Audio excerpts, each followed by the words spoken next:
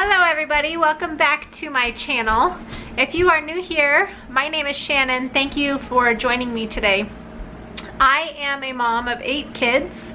My kids range in age from, well actually I'll just tell you the grades I'm going to have this year. I will have a senior, an 8th grader, a 6th grader, a 4th grader, a 3rd grader, a 2nd grader, a kindergartner, and a preschooler.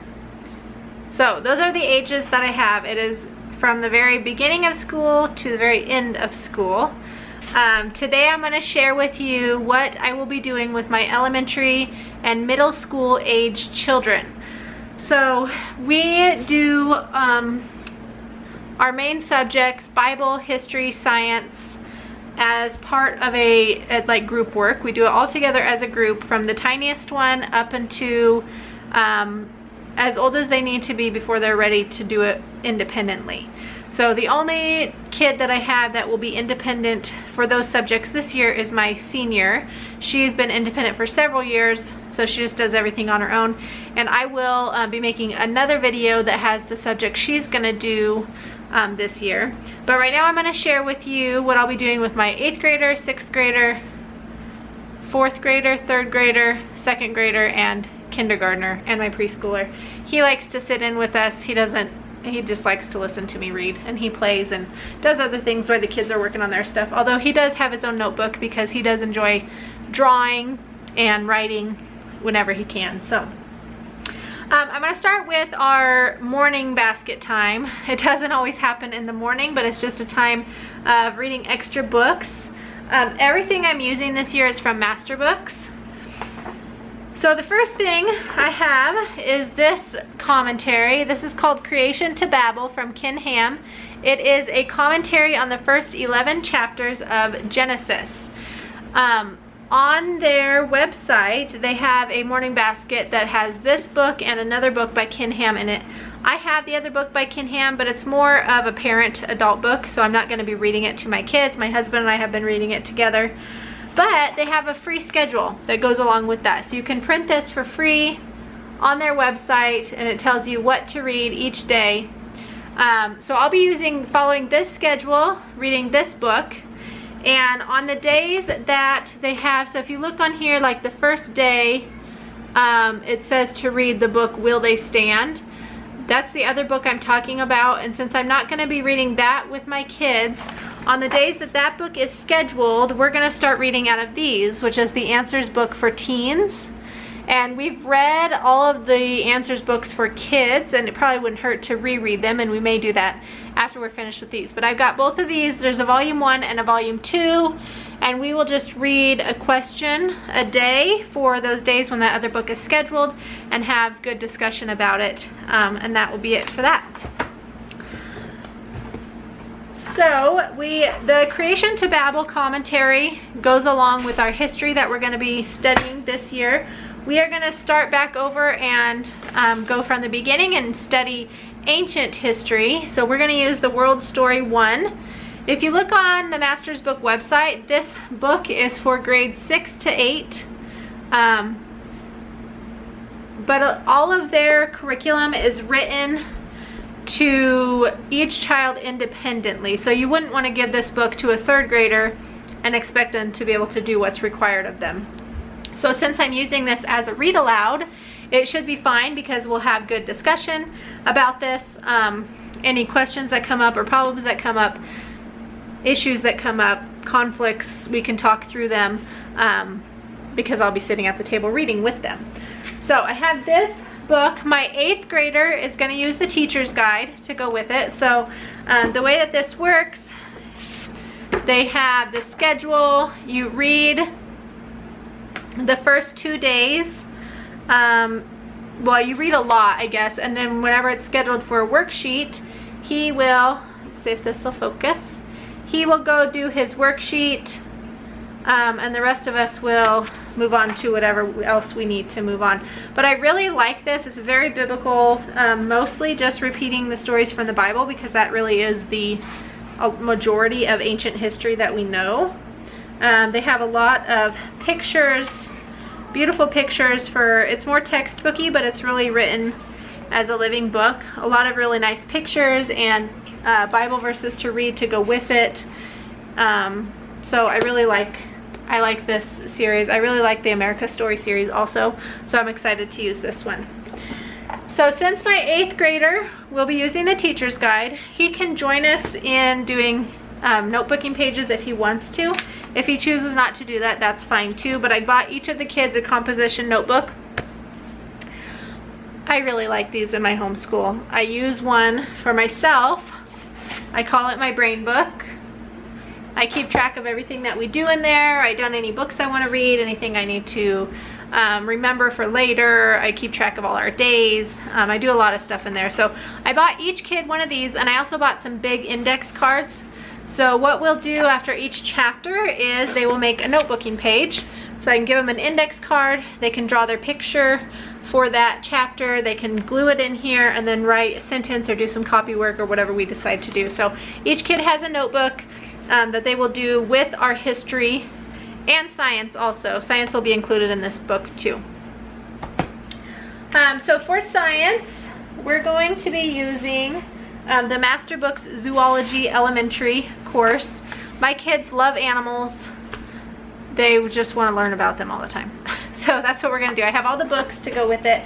I don't have the teacher's guide. I didn't buy the teacher's guide, but online in the sample they have the suggested schedule.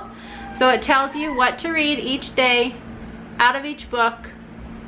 So we will be just following this schedule for the reading portion, and then we will notebook in our notebooks for the rest of it. So the zoology course includes several different books. This one is called God's Amazing Creatures and Me.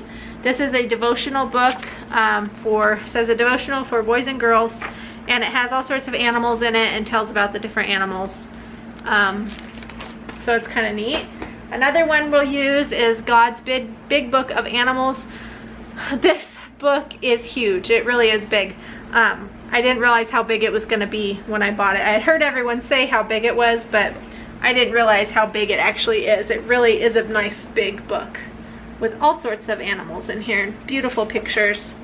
It's a really nice sturdy book. So we'll be reading through that one. Also, The Complete Zoo Adventure. We will be reading through that. We will read The Complete Aquarium Adventure. Has all sorts of info about the different aquarium animals. And then how many animals were on the ark. This is another nice book. I mean, all of them have nice pictures in them, but this one's got just all sorts of fun pictures in it. So we'll be reading through that. So along with that science, we'll be notebooking. My kids just really like to draw, and that's a really easy thing to do with notebooking. It's something they enjoy. I don't have to fight them on it, and so and most of them are not ready to write and do the worksheets yet. So we'll just be doing a lot of notebooking with our science and history this year, and then using those other books during our morning basket time for our group work. So that is it for our group work. Besides that, every kid, not every kid, Kolter, which is 8th grade, my 6th grader, and my 4th grader, they're using language lessons for living education at their appropriate levels and math lessons for living education at their appropriate levels. My 3rd grader and my 2nd grader, they are using Christian Light Education Learning to Read. They're both just catching on. One of them is 8, the other one is 7. And my 7-year-old has not started reading yet. He barely is just learning how to do it. And then my 8-year-old is still struggling, and so we're just gonna keep on plugging away on that learning to read until she gets it. One of these days it's gonna click, and then she'll take off. But right now we're just gonna use those for language arts, and those two are also doing math lessons for living education at their appropriate level. My kindergartner is using Christian Light Education K1. Let me grab those real quick. Okay, so here is an example of the Learning to Read Light Unit. I also have a flip through of this somewhere on my channel. It's a pretty old video. Along with the light units, I have the teacher's guide, and we have the little readers, and some flashcards and stuff like that. So this is what my third grader and second grader are using for language arts. And then, like I said, my kindergartner is using K2 from Kindergarten 2 from Christian Light Education. We have an activity book, which is this one, and a workbook, which is this one, and they're a little bit different. The workbook has a lot more of the writing stuff in it, and the activity book has some writing things in it, but it has a lot more of the cutting and pasting type pages in it. And so she loves these. She did K1 last year. My kids, all of the ones I've used these with, just love them. It's just a really good foundation for them. It introduces numbers and letters, and they really enjoy doing it. And then my preschooler, he's using K1. He did the preschool books last year, and so this year he's moving up to the K1 books, and he loves school so much. He just got this one book. This is I'll show you a little example of some of the pages. A lot of line tracing, coloring. I don't worry much about the colors that they color with. Unless it specifically says a color, I just let them do what they want. It's another one.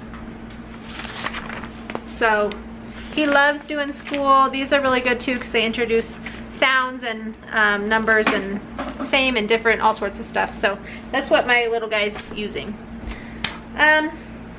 Besides that, we will have some read alouds, which I don't have really picked out yet. We're in the middle of reading a couple books right now, so we'll finish those up and then move on. And I'll hopefully have a video out with maybe some read alouds that we're going to be doing, or try to do a monthly video showing what we read that month. But this is what we're using for this year for our group work, history, science, and then each kid on their independent level of language arts and math. So I hope you enjoyed seeing that. I hope maybe it was helpful for you. If you have any questions or comments, make sure you leave them down below. And give me a thumbs up and subscribe if you're not yet for more videos, and I will see you guys all next time. Bye.